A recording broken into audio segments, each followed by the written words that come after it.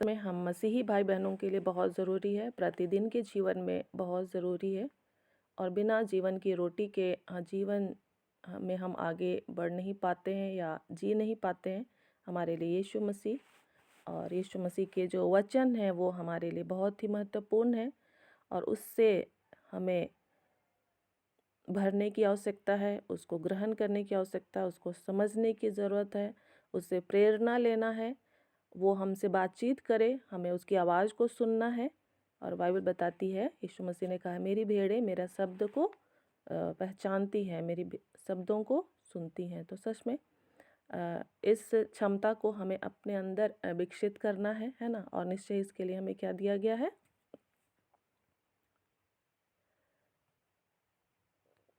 पवित्र आत्मा दिया। हाँ, पवित्र आत्मा हमें दिया गया है और सभी को विश्वास होना चाहिए कि आपके पास पवित्र आत्मा है। आप पवित्र आत्मा के मंदिर हैं, है ना। यहाँ पर किसी को ऐसा तो नहीं है शक संदेह कि नहीं, पवित्र आत्मा का मंदिर पता नहीं मैं हूँ या ना हूँ, कोई भी शक संदेह नहीं करेंगे, है ना। ये परमेश्वर की ओर से हमारे लिए उपाय है। ये हमारी क्षमता या योग्यता के कारण नहीं है कि हम पवित्र आत्मा के मंदिर हैं। हम यीशु के लहू से धोए जाते हैं, पवित्र किए जाते हैं, तो ये हम अपनी योग्यता के बल पर नहीं, हम पर क्या हुआ है? अनुग्रह हुआ है ना। हम पर दया हुई है। ये परमेश्वर की ओर से हमारे लिए वरदान है और ये मुफ्त में है। और ये उसने क्यों किया है? अपने बड़े प्रेम के कारण हमसे ये किया है। तो हम यहाँ पर इकट्ठे भी हैं तो प्रभु की इच्छा और योजना के अनुसार यहाँ पर इकट्ठे हैं, है ना। तो प्रभु को सारा आदर और महिमा मिले। आइए वचनों के सेशन में आगे बढ़ने से पहले हम प्रार्थना करते हैं, प्रभु से अपनी सहायता को मांगते हैं। और यदि आपको कोई अपने प्रिय भाई बहन दिखते हैं तो आप ज़रूर अपने इस लिंक को उनके साथ भेज सकते हैं ताकि आज की सुबह वे भी क्या हो सकें? आशीषित हो सकें। आइए हम प्रार्थना करें। हे जीवित अनुग्रहकारी परमेश्वर, धन्यवाद देते हैं आज की सुबह। सच में प्रभु जी, आप अद्भुत परमेश्वर हैं और प्रति भोर आपकी दया नहीं होती जाती है। हम आपको धन्यवाद देते हैं। प्रेमी पिता, आपकी इच्छा और योजनाओं के लिए हम धन्यवाद देते हैं। हाँ प्रभु जी, हमारी भी सहायता करके हम आपकी इच्छा और योजनाओं को जान सके, समझ सके और उसके अनुसार प्रभु जी हम आगे बढ़ सकें। हाँ प्रभु जी, अनुग्रह कर। हम अपने सारे पाप अपराधों को मानते हैं इस घड़ी और इस प्रार्थना को हम आपके पुत्र, हमारे उद्धारकर्ता प्रभु यीशु मसीह के नाम से मांगते हैं। आमीन आमीन। तो प्रियो, आप सभी का बहुत स्वागत है। और हम लोगों ने विषय में कल सुना था कि एजरा के प्रार्थना समूह के विषय में हमें क्या करना है? जानना है, समझना है। और उसको जानने समझने से पहले आज के समय की स्थिति क्या है उसको हम लोग जानने समझने का प्रयास करेंगे। आज हमारे पृथ्वी का स्थिति कैसा है?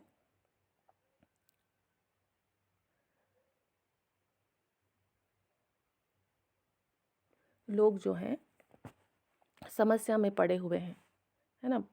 पाप बढ़ता जा रहा है, फैलता जा रहा है। और क्या हो रहा है? लड़ाइयाँ और लड़ाइयाँ होती चली जा रही हैं। हम लोग आपस में हो सकता है शांतिदायक बातें करते हैं या शांति के वचन हम लोगों को प्रतिदिन मिलते हैं, है ना। तो हम प्रभु की ओर से उस शांति को अनुभव करते हैं, लेकिन हम इससे थोड़ा सा बाहर निकलते हैं दूसरे लोगों के पास। उनके जीवन को जब हम देखते हैं, सुनते हैं, तो सच में वो काफ़ी समस्या में पाए जाते हैं। आप लोग के साथ ऐसा है या नहीं? आपके पड़ोसी या बाहर के लोग, या फिर आप समाचार पत्र पढ़ते हैं, है ना, समाचार सुनते हैं, तो वहाँ पर कई सारे ऐसे समाचार हैं जो कि हमें क्या करते हैं? दुखित करते हैं। और ये है आज के हमारे वर्तमान संसार की स्थिति। और सभी क्या करते हैं? अपने अपने विश्वास के अनुसार अपने धार्मिक जीवन को बिताने का प्रयास करते हैं हमारे भारत देश में। और मैं भी अपनी स्टाफ के साथ मुझे इस बात को जानने का मौका मिला। उसने बताया कि वो काफ़ी धार्मिक प्रवृत्ति की है, दूसरे विश्वास के साथ अलग विश्वास है उसका। लेकिन उसने मुझे बातों ही बातों में ये बताया कि उसकी पड़ोसी जो है वो काफ़ी समस्या में है और उसमें जिन आ जाता है ऐसे करके। और मैं सोचने लगी कि ये काफ़ी ज़्यादा मतलब धार्मिक बातों में व्यस्त रहती है, कोई भी चीज़ को नहीं छोड़ती है और साथ ही साथ उसके साथ और भी लोग वैसे ही करते हैं, लेकिन अ, कितने ही इनमें आंतरिक समस्या है, ऐसा मैं विचार करने लगी और खुद भी उसका जो जीवन है, उन सारी बातों के होने के बावजूद भी काफ़ी दुखों से भरा पड़ा है। तो आज के संसार को देखते हैं तो सच में वो काफ़ी समस्या में है और इस संसार के बारे में बाइबल क्या बताती है? वो किसके बंधन में पाया जाता है? इस संसार के बारे में बाइबल हमें क्या बताती है?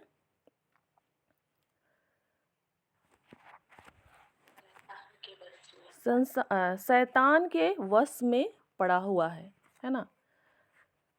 ये जो संसार है वो शैतान के वश में पड़ा हुआ है और शैतान ने संसार के लोगों की बुद्धि को बंद करके रखा हुआ है।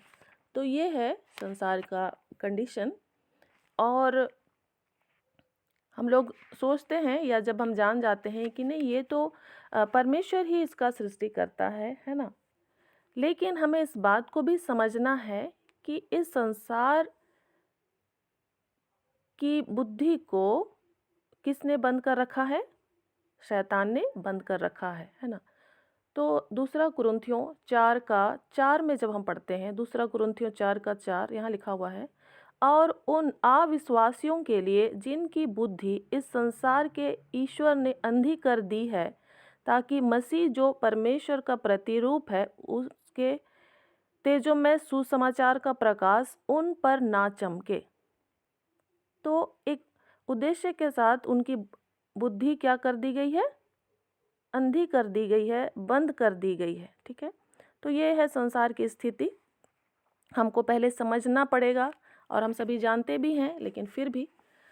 और उसी तरह से हम लोग जब उत्पत्ति की पुस्तक में सुनते हैं सदोम और अमोरा के विषय में, है ना, तो वैसा ही स्थिति आज के संसार का है। हो सकता है कि हम लोग कलीसियाई स्तर पर बहुत सारे लोग वैसे बातों को नहीं भी अनुभव करते होंगे। हम अपने परिवार में शायद वैसे अनुभव नहीं भी करते होंगे, शांति में ही हम जी लेते होंगे। लेकिन हम थोड़ा-सा गहराई से विचार करें अपने आस-पास या अपने परिवार में भी कई सारी बातें छिपी रहती है ना? और हम क्या देखेंगे कि हमारे आज के वर्तमान संसार की स्थिति क्या है? सदोम और अमोरा के समान स्थिति है। सदोम और अमोरा का स्थिति कैसा था? कोई बताएँगे? सदोम और अमोरा का स्थिति कैसा था?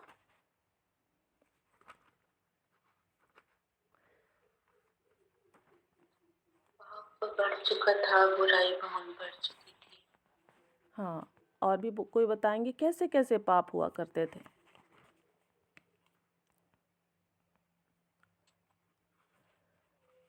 जी मैम, वो लोग इतना पाप किए थे कि पुरुष ही पुरुष के साथ गलत कार्य करने वाले ऐसे पाप बढ़ गए थे, ऐसा मैंने पढ़ा है उसमें। पुरुष ही पुरुष के साथ संबंध बनाते थे, है ना? तो इस तरह से बहुत ही तरह के जो पाप हैं वहाँ पर क्या हो गए थे? बढ़ गए थे। और उसके विषय में हम कहाँ पढ़ते हैं? उत्पत्ति 18-19 अध्याय में हम लोग पढ़ते हैं, है ना? उत्पत्ति 18-19 अध्याय को आप लोग ज़रूर पढ़ लीजिए। तो वैसा ही स्थिति आज के हमारे संसार की भी है। हमारे देश और राज्यों में अलग-अलग नियम कानून को पारित कर दिया जा रहा है और उन सारी बातों को भी क्या किया जा रहा है? उसमें सहमति दे दिया जा रहा है। और यदि आप आज यूट्यूब में देखेंगे तो कई सारे ऐसे लोग हैं कि वो पुरुष पुरुष के साथ ही उन्होंने विवाह कर लिया और बहुत सारे स्त्रियों ने स्त्रियों के साथ ही विवाह कर लिया, है ना? तो ये बहुत ही घृणित पाप बाइबल इसके बारे में कहती है, क्योंकि परमेश्वर ने पुरुष और स्त्री करके मनुष्यों को बनाया है ना? और पुरुष और स्त्रियों करके जब परमेश्वर ने बनाया है अपने स्वरूप और समानता में, तो शैतान उस बात को, उस बनावट को, उस स्ट्रक्चर को क्या करना चाहता है? बिगाड़ना चाहता है। और इस तरह से इस संसार को शैतान जो है अपने अनुसार क्या कर रहा है? चला रहा है। तो हम उसी पृथ्वी पर हम रहते हैं, है ना? हम इसी पृथ्वी में इन्हीं सारी बातों के बीच में रहते हैं। हो सकता है कि हम अपने घर के दरवाजे को बंद कर दें और हम सोचें कि हम सुरक्षित हैं, लेकिन ये क्या होगा? धोखा होगा, है ना? हो सकता है कि हम अपने लिए बहुत सारे ऐसा सोच लें कि हम सुरक्षित हैं, अपने लिए ऐसा माहौल बना लें, लेकिन जैसे कि शुतुरमुर्ग क्या करते हैं? अपने सिर को छुपा लेते हैं, लेकिन और सोचते हैं कि मैं तो छुप गया हूँ, है ना? और बाहरी शरीर तो क्या होता है? पूरा दिखाई देता है उसका। तो हम लोग के जीवन में भी अगर ऐसा सोच पाया जाता है कि नहीं हम तो सुरक्षित हैं, तो हमें सोचने की आवश्यकता है ना? तो आज हम और हमारे बच्चे और हमारे लोग, या हमारे लोग नहीं भी हैं, तो जो सारी मनुष्य जाति है वो इस कंडीशन में पड़ी हुई है। तो अब हमारा क्या दायित्व है? बाइबल हमें वर्तमान संसार के विषय में बताती है ना? हम युगों के बारे में पढ़ते हैं, सुनते हैं, पहले समय के बारे, आने वाले समय के बारे पढ़ते हैं। तो बाइबल हमें सभी बातों को प्रकट करती है, पहले की बातों को भी बताती है, वर्तमान की बातों को भी और भविष्यत काल की बातों को। अब इन सारी बातों को जानने के बाद हमें क्या करना है? इन सारी बातों को जानने के बाद हमें क्या करना है? निश्चय ही हमें सचेत हो जाना है ना? और परमेश्वर की इच्छा और योजना को जानना है कि परमेश्वर क्या चाहते हैं। और जब सदोम और अमोरा की पाप और दुष्टता बहुत ज़्यादा बढ़ गई, तो परमेश्वर क्या कर रहे थे उस टाइम? परमेश्वर क्या कर रहे थे?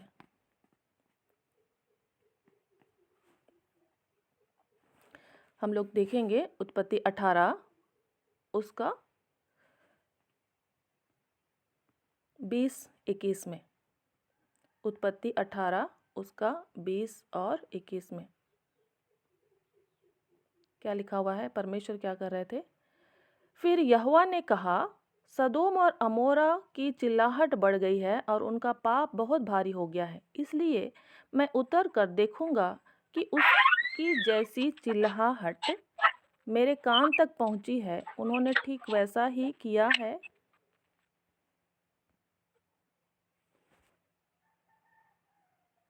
कि नहीं, और ना किया हो तो मैं उसे जान लूंगा। तो ऐसे समय में परमेश्वर क्या कर रहे हैं हमको जानना है ना? तो परमेश्वर के विषय में बाइबल क्या बताती है कि परमेश्वर ने कहा, सदोम और अमोरा की चिल्लाहट बढ़ गई है और उनका पाप बहुत भारी हो गया है, इसलिए मैं उतर कर देखूंगा कि उसकी जैसी चिल्लाहट मेरे कान तक पहुंची है। उन्होंने ठीक वैसा ही काम किया है कि नहीं, और ना किया हो तो मैं उसे जान लूंगा। तो परमेश्वर उतर कर देखने और जानने के लिए उन्होंने अपनी योजना को यहाँ पर क्या किया है, हम उसको देख पाते हैं। थोड़ा सा आलोक भाई माइक को ध्यान देंगे, म्यूट रखेंगे। तो हम देखें बाइबल में कि संसार की क्या स्थिति है। हमने सुना है ना, हमने बातचीत किया एक दूसरे से। अब परमेश्वर ऐसे समय में क्या करते हैं, हम लोग इसको जानने का प्रयास कर रहे हैं। तो परमेश्वर क्या कर रहे हैं? उतर कर उन बातों को जानने का उनकी योजना है कि ये जो चिल्लाहट है वो कैसी चिल्लाहट है, ये जो समस्या है ये कैसी समस्या है, और मैं उसे क्या करूँगा? जान लूँगा। तो इससे हम लोग क्या सीखते हैं? आलोक भाई अपने माइक को म्यूट रखेंगे, थोड़ा टच नहीं कीजिए, आप लोग मोबाइल को बगल में रख दीजिए। बाइबल को देखिए, बाइबल के वचन कहाँ पर हैं। तो परमेश्वर की क्या योजना है? ऐसे सदोम और अमोरा की जो स्थिति बिगड़ी हुई थी, तो परमेश्वर की इच्छा है कि वहाँ पर उतर के वो देखें और जाने समझें। तो इससे हम लोग को ये समझने को मिलता है कि हमें भी उन समस्याओं को, उन चिल्लाहटों को क्या करना है, जानना है और समझना है। हम लोग को उन्हीं बातों में शामिल हो जाना है जो परमेश्वर चाहते हैं, है ना। हमें भी जानना समझना है कि वो समस्या क्यों हो रही है, कैसे हो रही है, ठीक है। और हम लोग आगे बढ़ते हैं।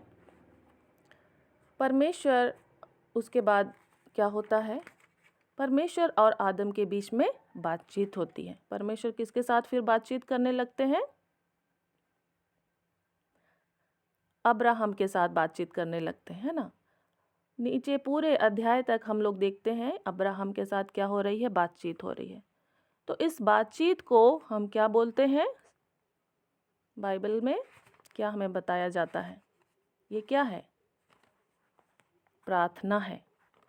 परमेश्वर और अब्राहम की जो बातचीत है वो क्या है, एक प्रार्थना है।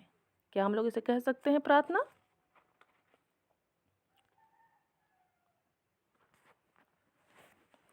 तो परमेश्वर जो है उतर कर उन्होंने देखना चाहा कि समस्या क्या है, जबकि पाप बहुत बढ़ गया है ना। तो भी वहाँ पर परमेश्वर उतर कर उस बात को जानने देखने की योजना बनाते हैं। कई बार हमारे दिमाग में ऐसा रहता है कि जहाँ पाप होता है तो क्या होता है, परमेश्वर बहुत दूर है, ऐसा लगता है ना। क्योंकि परमेश्वर तो धर्मी लोगों को ही सुनते हैं, देखते हैं, है ना। ऐसा वाला दिमाग में भरा पड़ा रहता है और हम लोग सोचते हैं कि परमेश्वर तो उससे कोसों दूर है। लेकिन जब हम देखते हैं उत्पत्ति की पुस्तक से ही, जब आदम ने भी पाप किया तो भी परमेश्वर उसके साथ फिर भी संगति करना चाहता था, है ना। और यहाँ भी जब हम देख रहे हैं सदोम और अमोरा में पाप बहुत ज़्यादा बढ़ गया है, लेकिन फिर भी परमेश्वर उतर कर वहाँ पर क्या करना चाह रहे हैं, संगति करना चाह रहे हैं, जानना चाह रहे हैं कि समस्या क्या है। और फिर उनकी बातचीत हो रही है, किसके साथ, अब्राहम के साथ बातचीत हो रही है। या दूसरे शब्दों में हम कह सकते हैं कि अब्राहम परमेश्वर से क्या कर रहा है, प्रार्थना कर रहा है। या तो फिर परमेश्वर भी अब्राहम से क्या कर रहे हैं, बातचीत कर रहे हैं। तो हमें भी इस बात को अपने जीवन में क्या करना है, लागू करना है। पहले तो हमको जानना है, समझना है कि कहाँ क्या हो रहा है अपने आस पड़ोस में, है ना। हमें जानना समझना है अपने परिवार में, आस पड़ोस में, कलीसिया में, या फिर कलीसिया के बाहर भी राज्य में क्या हो रहा है, देश में क्या हो रहा है, विदेश में क्या हो रहा है, उसको जानना समझना है। और जानने समझने के बाद वहाँ पर लापरवाही से नहीं हमें देखना है, लेकिन हमें ये देखना है कि बाइबल इसके बारे में क्या बताती है और हमें क्या करना चाहिए, है ना। तो पहले तो देखना है, जानना है, और फिर उसके लिए फिर हमको ज़रूर ही व्यक्तिगत रीति से परमेश्वर के साथ बातचीत करना है, जैसे अब्राहम और यहोवा की बातचीत को हम देखते हैं, ठीक है। और प्रार्थना के विषय तो हम सभी जानते ही हैं, तो मैं डिटेल से नहीं बताना चाहूँगी। प्रार्थना क्या है, बातचीत है, जैसे हम लोग एक दूसरे से बातचीत करते हैं। लेकिन आजकल का तो स्थिति ये है कि हम एक दूसरे से बातचीत भी नहीं कर पाते हैं परिवार में, है ना। बहुत सारे कारण होते हैं, लेकिन हम नॉर्मली जब देखते हैं तो दो मित्र जब बातचीत करते हैं, दो दोस्त जब बातचीत करते हैं, तो वो खुल के एक दूसरे से बातचीत करते हैं, है ना। तो हम लोग उसको एग्जाम्पल के रूप में देख सकते हैं। तो वैसे ही परमेश्वर के पास अपनी बातों को रखना और परमेश्वर की बातों को भी सुनना, तो ये क्या है, प्रार्थना है। और प्रार्थना का तरीका भी हम लोगों को मालूम है। हम मुंह से बोल के प्रार्थना कर सकते हैं, मन ही मन हम प्रार्थना कर सकते हैं, और भी बहुत सारी बातें हैं, है ना। तो अब्राहम और परमेश्वर की भी क्या हो रही है, बातचीत हो रही है। और समस्या क्या है, सदोम और अमोरा का पाप बढ़ गया है। और वे लोग प्रार्थना जब कर रहे हैं या आपस में बातचीत कर रहे हैं, तो ये पता चलता है कि सदोम और अमोरा में 10 लोग भी नहीं हैं। सदोम और अमोरा में 10 लोग भी नहीं हैं जो लोग कि वहाँ पर क्या करें, उसके लिए प्रार्थना करें, है ना। और जिसके कारण हम देखते हैं कि वो बाद में क्या हो जाता है, परमेश्वर की ओर से नाश किया जाता है। तो वहाँ पर समाधान क्या होना था? सदोम और अमोरा के लिए समाधान क्या होना था?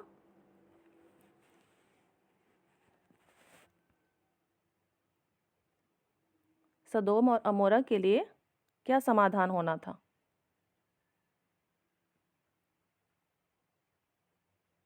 आप लोग जानते ही होंगे शायद, इसी के लिए मैं ज़्यादा को नहीं बोल रही हूँ।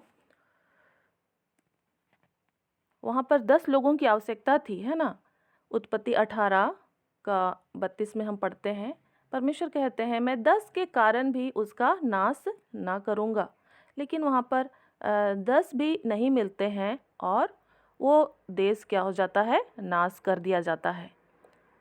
और हम सोचते होंगे कि अब्राहम तो था, अब्राहम तो कर रहा था, लेकिन अब्राहम की प्रार्थना से हम देखते हैं कि अब्राहम का परिवार और लूत के परिवार के कुछ बचाए जाते हैं, है ना? लूत का खुद का भी प्रार्थना का जीवन नहीं था और लूत का पूरा परिवार तो नहीं बचाया जा सका।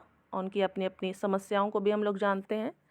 लूत की पत्नी जो है पीछे देख रही थी, लेकिन हम अब्राहम के कारण देखते हैं कि कुछ ही लोग बचाए गए। तो वहाँ पर और भी अधिक प्रार्थना योद्धाओं की आवश्यकता थी, है ना?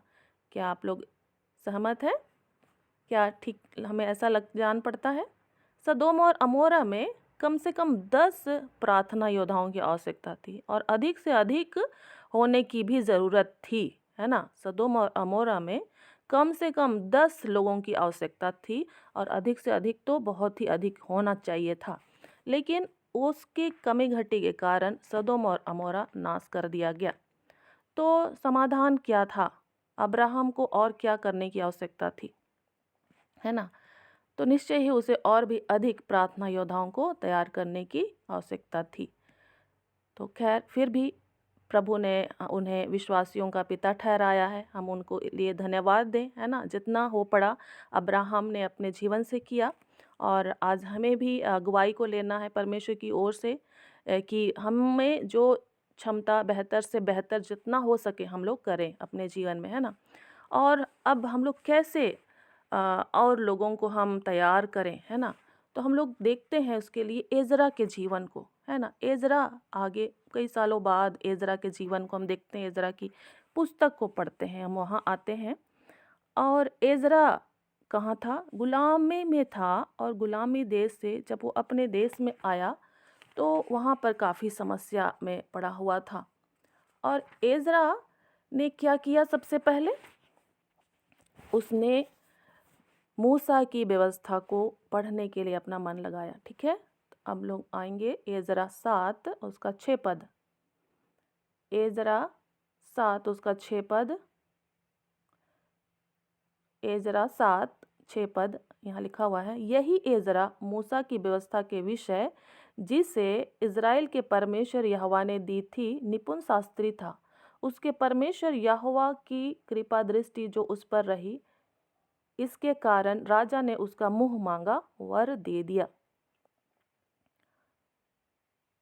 तो गुलामी से लौटने के बाद हम क्या देख रहे हैं? समस्या, वहाँ भी बहुत समस्या है, ज़्यादा हम नहीं देखेंगे अभी। समस्या को हमने समझ लिया सदोम और अमोरा से, है ना? और भी तरह से हम समझने का प्रयास किए। अब एज़रा क्या करता है? वो मूसा की व्यवस्था के विषय जिसे इज़राइल के परमेश्वर यहोवा ने दी थी, निपुण शास्त्री था, है ना? उसका वो निपुण शास्त्री था, उसको जानने समझने के लिए उसने अपना समय लगाया। परमेश्वर की यहोवा की कृपा दृष्टि उस पर थी। और 10 पद में हम देखते हैं, एज़रा 7 का 10 पद, क्योंकि एज़रा ने यहोवा की व्यवस्था का अर्थ जान लेने और उसके अनुसार चलने और इज़राइल में विधि और नियम सिखाने के लिए अपना मन लगाया था। ऐसी विपरीत परिस्थितियों में एज़रा क्या करता है? मूसा की व्यवस्था को जानने समझने के लिए उसने मन लगाया था। उस समय मूसा की व्यवस्था ही उनको दी गई थी, ठीक है? इसलिए उसने उस पर ही मन लगाया था।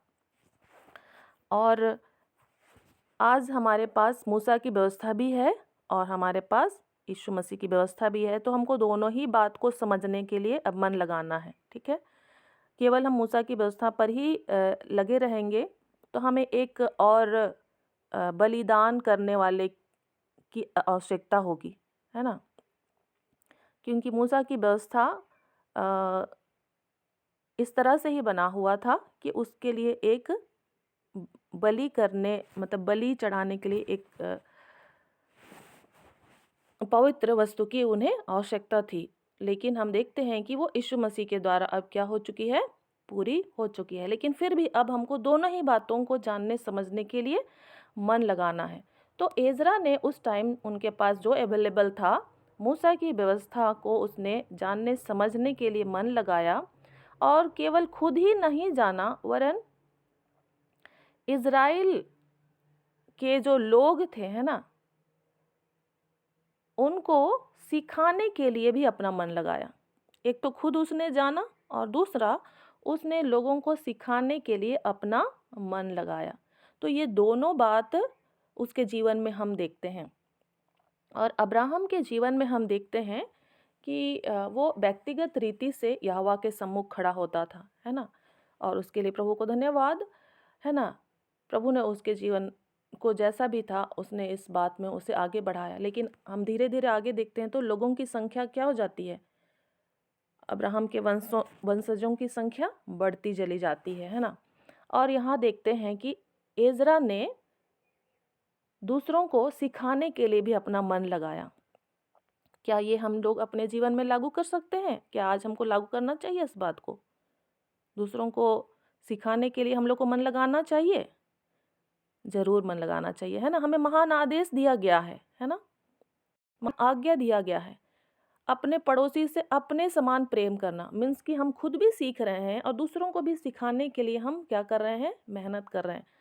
और इसको हमको अपने जीवन में लागू करना ही करना है, हम उसको जिस तरीके से भी करें, है ना?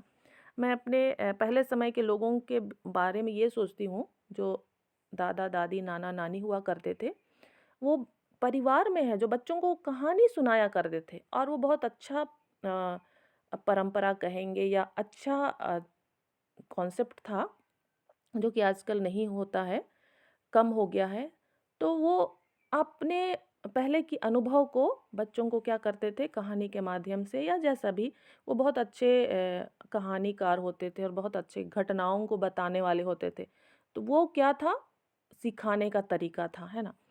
और सच में उसके कारण परिवार क्या होता था? मजबूत होता था। तो हम लोग भी जिस तरीके से भी हम दूसरों के साथ इंटरैक्ट कर सकते हैं, है ना? दूसरों के साथ हम बातचीत कर सकते हैं या बोल सकते हैं, जैसे भी है हमको दूसरों के साथ कम्युनिकेशन बनाए रखना का जो है प्रयास बनाए रखना चाहिए, है ना? हम कभी भी हम अकेले में हम ये नहीं सोच सकते हैं कि हम मसीही हैं, बहुत हम प्रार्थना कर रहे हैं, बाइबल पढ़ रहे हैं हम, है ना? हमको अकेले में वो करना है, ज़रूरी है। हम एक टाइम तक हमको वो बहुत ज़रूरी है, लेकिन अगला स्टेप जो है हमको दूसरों के साथ संगति करने का जो है क्षमता को विकसित करना है ना? ये आज्ञा है, परमेश्वर की आज्ञा है। और एज़रा ने दूसरों को सिखाने के लिए मन लगाया और उसका परिणाम हम क्या देखते हैं कि उसके टाइम में बहुत सारे प्रार्थना योद्धा, प्रार्थना करने वाली मंडली क्या होती है? तैयार होती है। आप लोग पूरे अध्याय में पढ़ेंगे तो आपको वही जगह मिल जाएगा, ठीक है? तो एक समय ऐसा क्या हम देखते हैं एज़रा 8 उसका 21 में, एज़रा 8 उसका 21 में। तब मैंने वहाँ अर्थात अहवा नदी के तट पर उपवास का प्रचार इस आशय से किया कि हम परमेश्वर के सामने दीन हो और उससे अपने और अपने बाल बच्चों और अपनी समस्त संपत्ति के लिए सरल यात्रा मांगे। तो यहाँ पर नदी किनारे वो लोग क्या कर रहे हैं? उपवास का प्रचार कर रहे हैं। तो स्थान का भी ये उनके लिए समस्या नहीं है कि हमको अच्छा स्थान मिले, अच्छा घर मिले, अच्छा माहौल हो, है ना? ऐसा नहीं। वे कहाँ कर रहे हैं? नदी के तट पर उपवास का प्रचार कर रहे हैं। एज़रा जो है खुद प्रार्थना कर रहा है और कैसा वो प्रार्थना करता था और भी जगह हम देखेंगे। वो उपवास के साथ प्रार्थना करता था और दूसरों को भी वो उस बात के लिए प्रेरित करता था। और क्या लिखा हुआ है? अपने और अपने बाल बच्चों और अपनी समस्त संपत्ति के लिए सरल यात्रा मांगे। तो जितने भी लोगों को वो तैयार कर रहा था, तो वे अपने और अपने बाल बच्चों, तो वो लोग अपने लिए भी प्रार्थना कर रहे थे। पहले तो एज़रा अपने लिए प्रार्थना कर रहा है, दूसरों को सिखा रहा है ना? और फिर और लोगों को भी उसी बात के लिए वो तैयार कर रहा है कि वो लोग भी क्या हो, अपने-अपने परिवार और बच्चों के लिए वो लोग क्या करें, प्रार्थना करें। और ऐसा करते, करते, करते और भी वो लोग आगे बढ़ते जाते हैं, है ना? और जब हम लोग देखेंगे 10 अध्याय में, एज़रा 10 अध्याय में, तो वहाँ पर लंबी जो उनकी प्रार्थना जो समूह है, उसकी जो एक्टिविटी है उसको हम लोग पढ़ सकते हैं। सबको थोड़ा सँभालना अभी पूरा करना दिक्कत है, आप लोग ज़रूर पढ़ लीजिएगा। और इसके 9 अध्याय में भी हम लोग देख सकते हैं एज़रा की जो प्रार्थना करने का जो तरीका है, किस तरह से वो कर रहे हैं। और केवल एज़रा अकेले नहीं कर रहा है, अकेले के साथ-साथ वो दूसरों को भी इसमें शामिल कर रहा है। और वो अकेले कैसे कर रहा है, उसको आप लोग पढ़ सकते हैं 9 अध्याय का 6 से आगे, है ना? हे मेरे परमेश्वर, मुझे तेरी ओर अपना मुँह उठाते लज्जा आती है। और हे मेरे परमेश्वर, मेरा मुँह काला है, क्योंकि हम लोगों के अधर्म के काम हमारे सिर पर बढ़ गए हैं और हमारा दोष बढ़ते-बढ़ते आकाश तक पहुँच गया। एज़रा का जो प्रार्थना है, वो सबसे पहले वो पश्चाताप को अपने जीवन में या अपनी प्रार्थना में शामिल करता है ना? अपने लिए पश्चाताप करता है और अपने पुरखों के पापों के लिए भी वो पश्चाताप करता है। ये उसके प्रार्थना में शामिल बहुत ही मुख्य चीज़ को मैं नोटिस करती हूँ और मैं सोचती हूँ कि इस बात को हम लोगों को भी अपने प्रार्थना में शामिल करना चाहिए। अपने पापों को मानना, अपने पुरखों के पापों को मान लेना। हो सकता है कि वो आज हमारे बीच में नहीं है, हमारे पुरखा, लेकिन बाइबल बताती है कि अ, परमेश्वर का जो आशीष है या श्राप है या जो दंड है, व्यवस्था के अनुसार वो उनके वंशजों में भी क्या होता जाता है, जाता है। तो जब हम आशीषों के लिए हम विचार करते हैं कि परमेश्वर अपने हज़ारों पर आशीष करता है ना? लेकिन हम लोग उसके दूसरा ही पक्ष में देखते हैं, तो परमेश्वर जो है न्याय को या श्राप या दंड को हम लोग देखते हैं कि वो भी उनके अगले ये में क्या हो जाता है, उससे प्रभावित होते हैं उनके वंशज। या फिर हम लोग नॉर्मली ही देखें तो जैसे दाऊद को देखेंगे, है ना? सुलेमान को देखेंगे, तो दाऊद के जीवन में भी हम कई कई तरह के पाप देखते हैं और वही पाप सुलेमान के जीवन में भी हम देखते हैं। और उससे कई ज़्यादा हम उसका अ, क्या बोलते हैं, मतलब ज़्यादा मात्रा में हम देख लेते हैं सुलेमान के जीवन में, या फिर और भी हम देख सकते हैं बाइबल में। तो हमें अपने पापों को मानना, अपने पुरखों के पापों को मानना अ, आवश्यक है। और परमेश्वर कहता है कि आओ हम आपस में वाद विवाद करें, तुम्हारे पाप यदि लाल रंग के हों तो भी वे क्या हो जाएंगे, हिम के नाई श्वेत हो जाएंगे। तो हमको जितना भी समझ में आता है, हमको परमेश्वर के सामने अपने और अपने पुरखों, अपने घराने, अपने बच्चों के पापों को क्या करना चाहिए, मान लेना चाहिए। और एज़रा जो है इस काम को करता था और उसी तरह से उसी बात को फिर उसके जो मंडली के लोग थे या उसके जो समूह के लोग थे, वे लोग भी पापों को फिर क्या करने लगे, पश्चाताप करने लगे। जब हम एज़रा 10 में पढ़ेंगे, एज़रा 10 का 3 में, तो वहाँ पर कहता है 2 से ही हम देखेंगे। यहाँ पर है सकन्या, वो क्या कहता है एज़रा से, कहने लगता है, हम लोगों ने इस देश के लोगों में से अन्य जाति स्त्रियां ब्याह कर अपने परमेश्वर का विश्वासघात तो किया है, परंतु इस दशा में भी इज़राइल के लिए आशा है। अब हम अपने परमेश्वर से यह वाचा बांधे कि हम अपने प्रभु की सम्मति और अपने परमेश्वर की आज्ञा सुनकर थरथराने वालों की सम्मति के अनुसार ऐसी सब स्त्रियों को और उनके बच्चों को दूर करें और व्यवस्था के अनुसार काम किया जाए। तो एज़रा तो खुद पश्चाताप कर ही रहा था, है ना? अब उसके साथ और भी प्रार्थना योद्धा जो हैं वो भी पश्चाताप करते हैं, अंगीकार करते हैं। सकन्या एक नाम को हम लोग यहाँ पर सुन रहे हैं, और भी लोग हैं। इसके लिए और थोड़ा समय चाहिए, अभी थोड़ा सा कम ही टाइम है। तो एज़रा क्या कर रहा है, वो खुद पहले मूसा की व्यवस्था को जानने समझने के लिए उसने मन लगाया, और साथ ही साथ वो दूसरों को भी उसको सिखाने के लिए उसने मन लगाया, जिसके कारण उस उद्देश्य को दूसरे लोग भी क्या किए, जान गए, समझ गए, है ना। और अब वे लोग भी उसी अनुसार से क्या कर रहे हैं, प्रार्थना कर रहे हैं। और एज़रा के साथ और भी लोगों की संख्या वहाँ पर क्या हो रही है, बढ़ रही है। और ना ही केवल वहाँ के जो हाकिम हैं या पुरनिय हैं या बड़े लोग हैं, केवल वे ही नहीं, लेकिन वहाँ की जो महिलाएं हैं और वहाँ के जो बच्चे हैं, वे लोग भी अब उसमें क्या हो जाते हैं, शामिल हो जाते हैं। वो पश्चाताप करते हैं, और इसको आप लोग पढ़िएगा तो आपको बहुत कुछ मिलेगा, है ना। और वहाँ पर ऐसा है कि वो बरसात के समय में वहाँ पर बारिश होती है, फिर भी वो लोग व्यवस्था की बातों को सुनने के लिए मन लगाते हैं, है ना।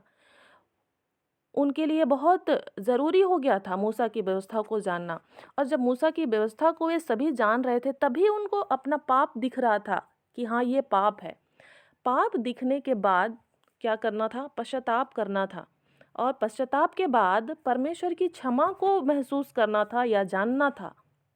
और उन सारी बातों को करने के लिए एज़रा ने उनको क्या किया, सहायता किया, है ना। वहाँ पर एक अगुआ था, है ना। वो अगुआ था जिसके द्वारा और भी लोग क्या हुए, प्रेरित हुए इस काम को करने के लिए। अगर वो ऐसा नहीं करते तो उनकी भी दशा कैसी हो जाती, सदोम और अमोरा के जैसी हो जाती। या फिर हम और भी देखते हैं कि इजरायली लोग क्या हो जाते थे, फिर से वो लोग गुलामी में चले जाते थे, है ना। फिर से वो बंधुआई में चले जाते थे। तो आज के समय के लिए भी हमारे लिए ये बहुत ज़रूरी है कि हम खुद व्यवस्था की बातों को मन लगाएं, है ना। मूसा की व्यवस्था की बातों को मन लगाएं और यीशु मसीह की बातों को, दोनों को मन लगाएं। कई बार हम मूसा की व्यवस्था के तरीके से सोचते हैं, मतलब यीशु मसीह की व्यवस्था को भी हम वैसे ही सोचने लगते हैं, और हम निराश होते रहते हैं कि नहीं हो रहा है ना। नहीं हो रहा है, नहीं हो रहा है, तो यहाँ निराशा आता है हमारे जीवन में। निराशा हमारे जीवन में काम करता है। और जैसे हम पहले भी सुने, इस संसार के ईश्वर ने क्या कर दिया है, आँखों को, बुद्धि को अंधी कर दिया है, उसको बंद कर दिया है। तो हम निराश होकर के मसीही जीवन में आगे नहीं काम कर सकते हैं। एज़रा भी निराश हो सकता था, लेकिन वो निराश नहीं रहा, है ना। वो लगातार मूसा की व्यवस्था पर मन लगाता रहा, और उसके द्वारा वो अगुवाई लेता रहा। और मूसा की व्यवस्था में भी परमेश्वर इस तरह से बातचीत किए हैं, है ना।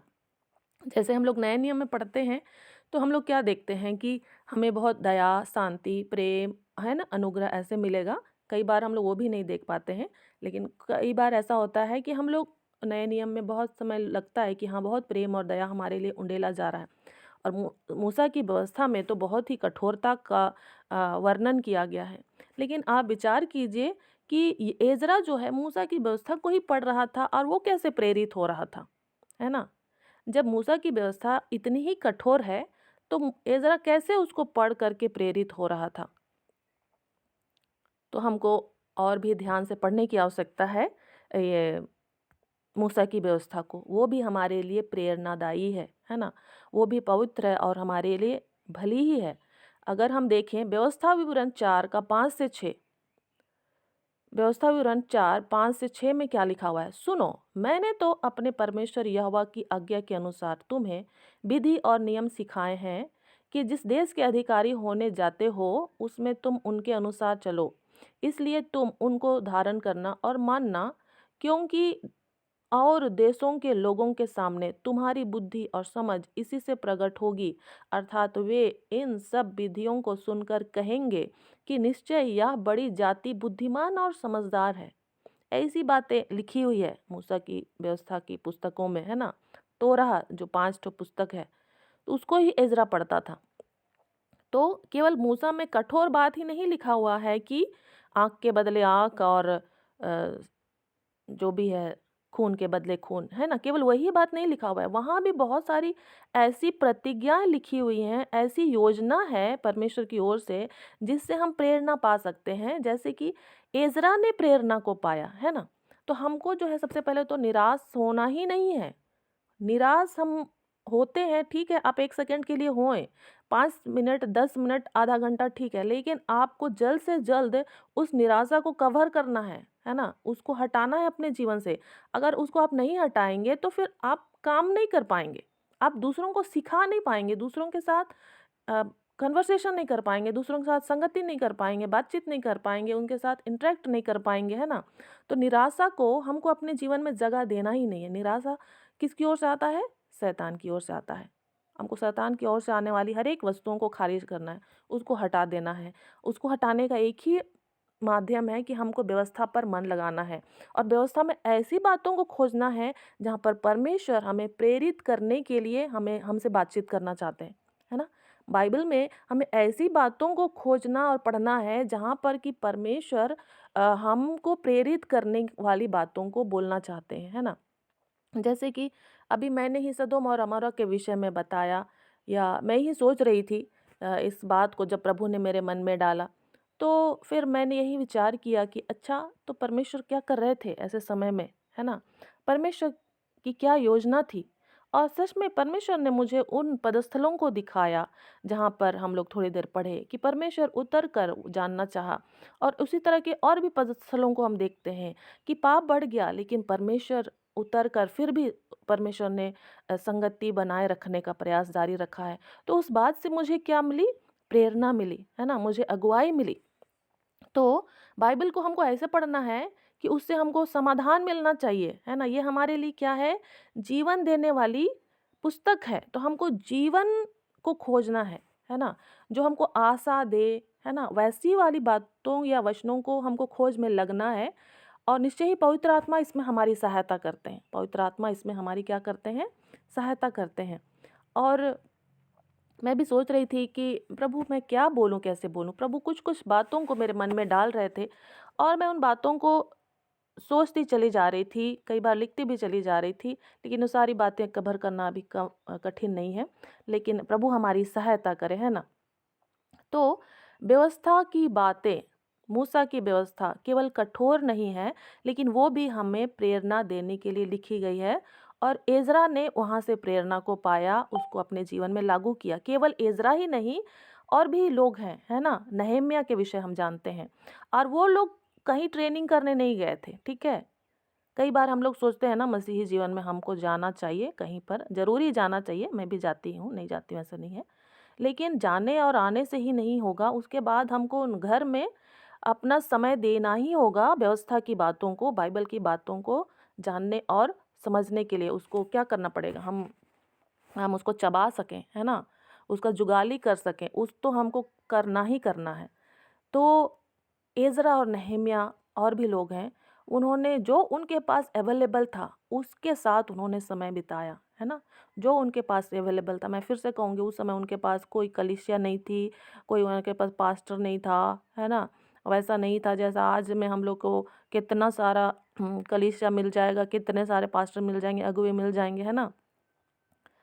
और हम बड़े आराम से सुन लेते हैं। बहुत गुड़-गुड़ बातों को हम लोग सुन लेते हैं। कभी हम प्रकाशित वाचक वाक्य की बातों को सुनेंगे, दानियल की बातों को सुनेंगे और हम बहुत आनंदित हो जाते हैं ना, ऐसे-ऐसे। अच्छी बात है, लेकिन हमको उसके बाद क्या करना है? हमको उन सुनी हुई जो भी संदेश हमको खुद मन लगाना है ना? हमें खुद बाइबल को लेकर के उससे वो प्रेरणा को पाना है, इसको सीखना है और साथ ही साथ फिर दूसरों को भी सिखाने में मदद करना है। और केवल हमको अपने परिवार तक ही सीमित नहीं रहना, उससे बाहर हमको निकलना है। और परिणाम हमको परमेश्वर पर छोड़ देना है ना? इस बात को हमको लगातार याद रखना है, परिणाम परमेश्वर पर छोड़ देना है। एज़रा परिणाम को किसके पर छोड़ दिया? परमेश्वर पर छोड़ दिया। तो सच में परमेश्वर अद्भुत परमेश्वर है और परमेश्वर ने हमें इस पृथ्वी पर अद्भुत कार्य करने के लिए रखा है ना? हम ज़रूर ही अपने साथ और 10 लोगों को हम तैयार करने का प्रयास करेंगे, है ना? ये साल आप लोग अपना टारगेट रखिए कि आप अपने साथ और 10 लोगों को बेहतर रीति से प्रार्थना करने के लिए, बेहतर रीति से बाइबल पढ़ने के लिए, है ना? बेहतर रीति से गवाही देने के लिए आप उनको क्या कर सकें? तैयार कर सकें। क्या आप लोग ऐसा करना चाहेंगे इस साल? परिवार के लोग तो हैं ही, परिवार के साथ अन्य लोगों को जिनको प्रभु ने आपको दिया है ना, जिनको प्रभु ने आपको दिया है, आप उनकी ओर देखें, है ना। और निश्चय ही प्रभु के ओर से आपके जीवन में उनके लिए बहुत सारी योजनाएं हैं, आपके माध्यम से प्रभु उनके जीवन में काम करना चाहता है ना। आप जैसा भी हैं, परमेश्वर आपको वैसा ही इस्तेमाल करना चाहता है ना। मैं अपने जीवन में सच में काफ़ी मैं प्रभु की योजना से मैंने अपने आप को दूर किया, लेकिन आज मुझे समझ में आता है कि मैं अपने आप को बंद कोठरी में भी कर लूँ तो अभी मैं बच नहीं सकती परमेश्वर की योजना से।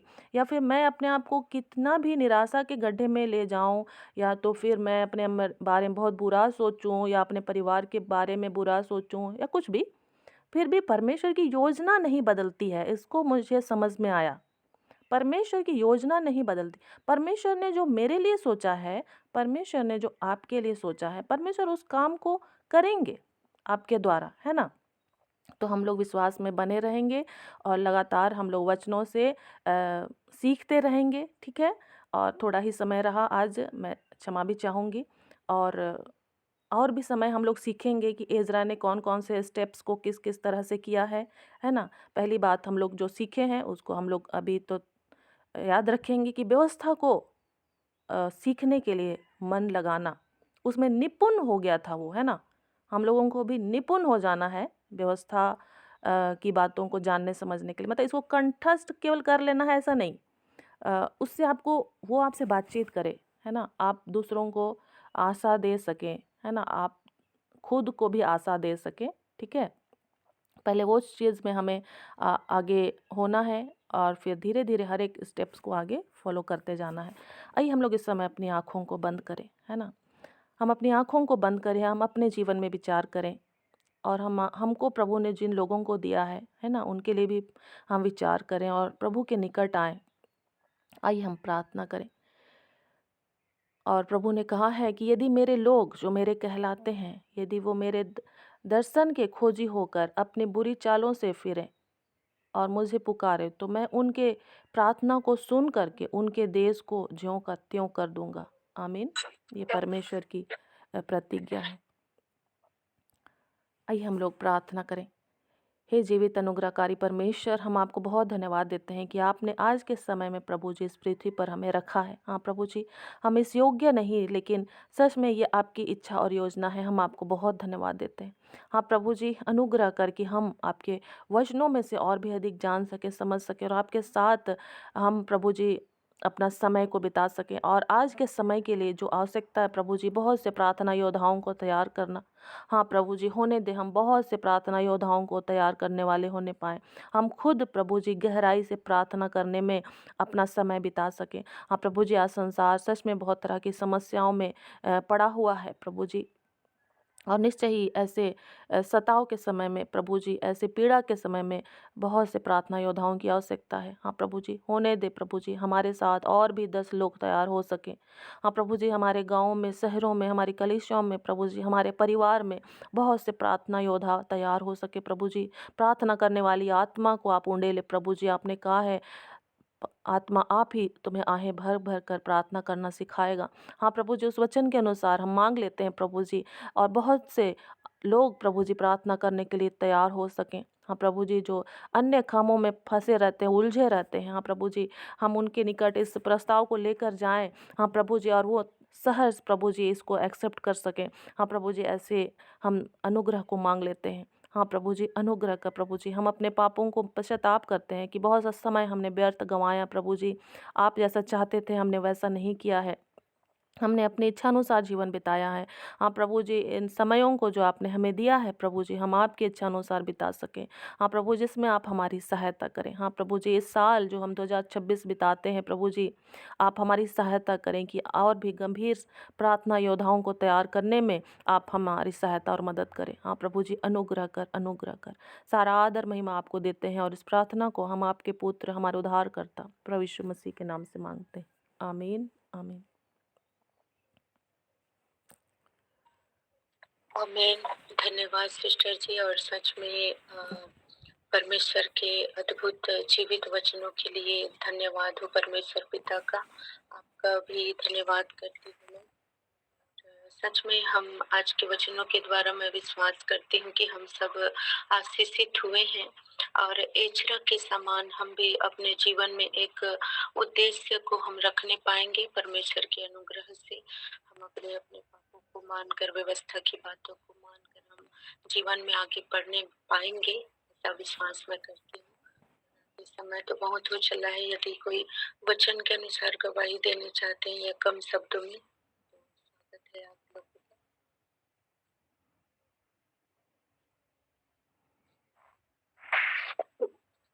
आप सभी को जय मसीह की मैम।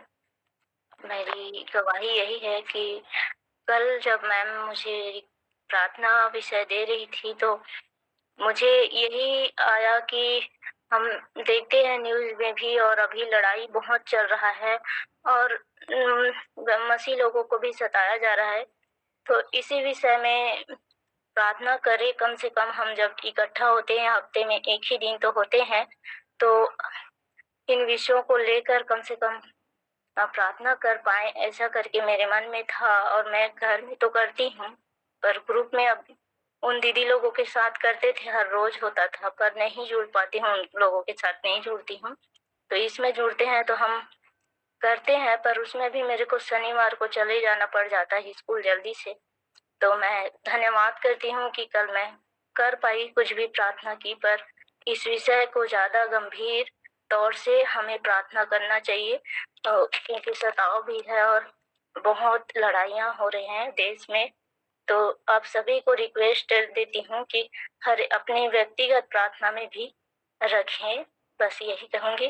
और आज मैम ने मेरी बातों को परमेश्वर ने सुनकर मैम के द्वारा बोला, तो मैं मैम को धन्यवाद करती हूँ और परमेश्वर का भी धन्यवाद करती हूँ। आप सबको जय मसीह की। जय मसीह की। धन्यवाद सिस्टर जी। जरूर ही शायद सब लोग अपने अपने प्रार्थनाओं में याद रखते हैं। ये तो चल रहा है। जय मसीह की। आज मेरे बेटा को जय प्रकाश का पेपर है दीदी, प्रार्थना करना उसके लिए। पेपर को जा रहा है। जी सिस्टर। जय मसीह। जय मसीह।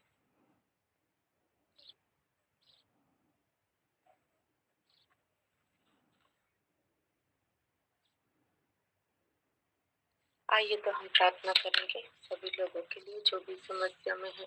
जो परमेश्वर का वचन कहता है, यशायाह 53 का 4 कहता है, एक बार पढ़ लेंगे यशायाह 53 का 4। जो भी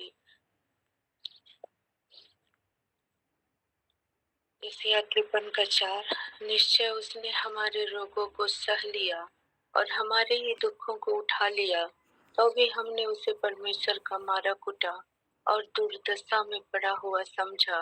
परंतु वह हमारे ही अपराधों के कारण घायल किया गया, वह हमारे अधर्म के कामों के कारण कुचला गया। हमारी ही शांति के लिए उस पर ताड़ना पड़ी कि उसके कोड़े खाने से हम चंगे हो जाए। तो हम सभी परमेश्वर प्रभु यीशु मसीह के कोड़े के खाने के द्वारा हम सब चंगे हैं, स्वस्थ हैं, और इस वचन को हमें विश्वास के साथ ग्रहण करना है। तो आइए हम प्रार्थना में जाएंगे।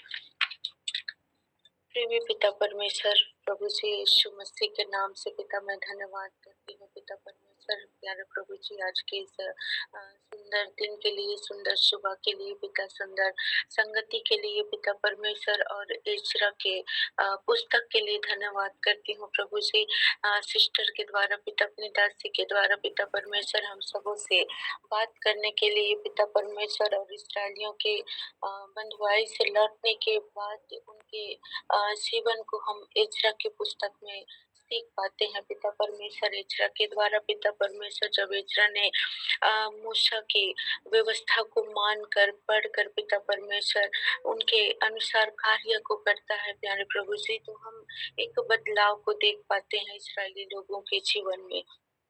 प्यारे प्रभु जी, हम सब पिता परमेश्वर इजरा के लिए धन्यवाद करते हैं स्वामी, कि इजरा के जीवन से आज आपने हम सबों से बातें किया, बताया। पिता परमेश्वर मैं धन्यवाद करती हूँ।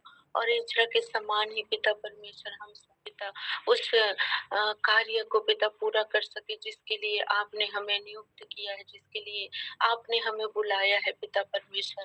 प्यारे प्रभु जी और पिता परमेश्वर, प्यारे प्रभु जी हम दूसरों को पिता परमेश्वर बताने वाले बने पिता परमेश्वर, उपवास के साथ प्रार्थना करने वाले बन सके पिता। आप भी अनुग्रह करे पिता, आप भी दया करे महान परमेश्वर पिता।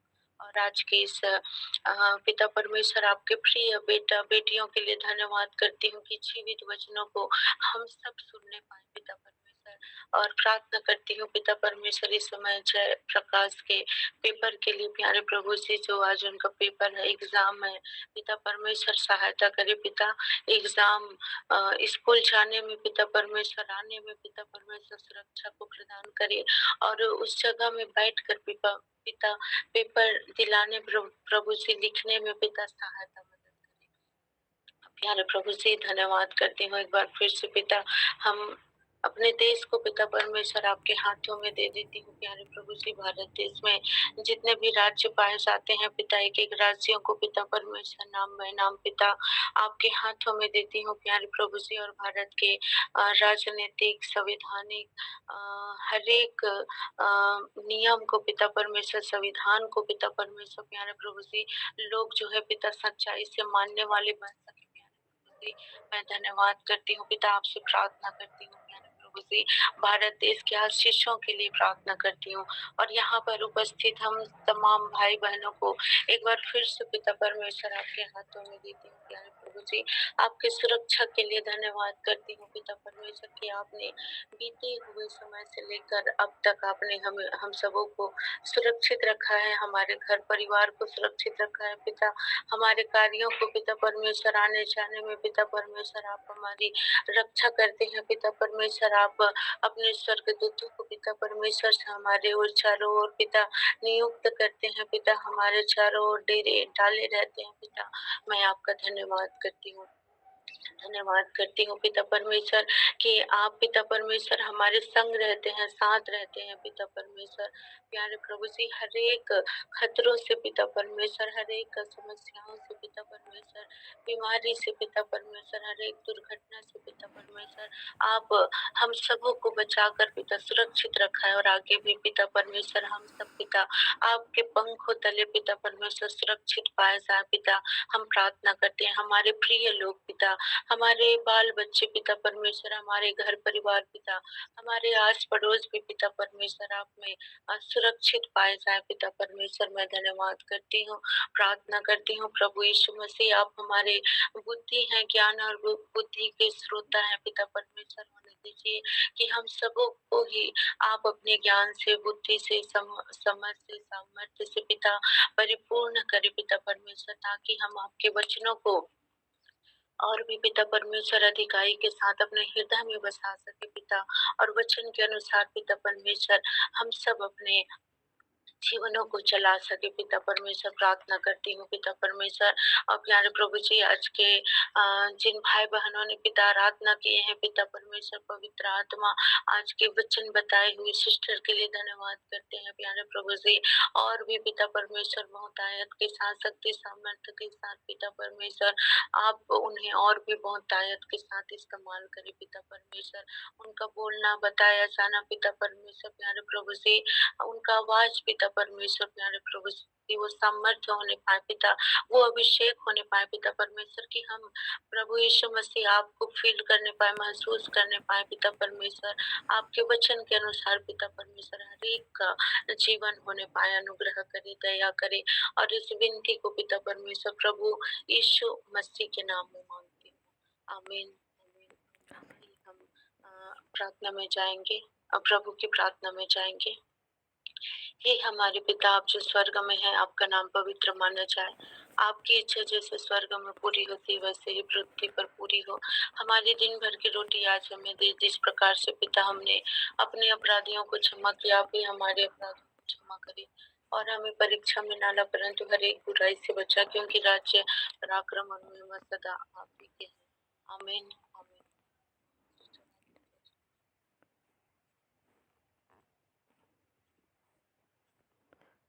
आइए हम लोग आशीष वचन एक साथ बोलेंगे। पिता परमेश्वर का प्रेम, प्रभु यीशु मसीह का अनुग्रह और पवित्र आत्मा की सहभागिता हम सबों के साथ सर्वदा बनी रहे। आमीन आमीन। Praise the Lord. हालेलुया। जय मसीह की। यीशु सहाय।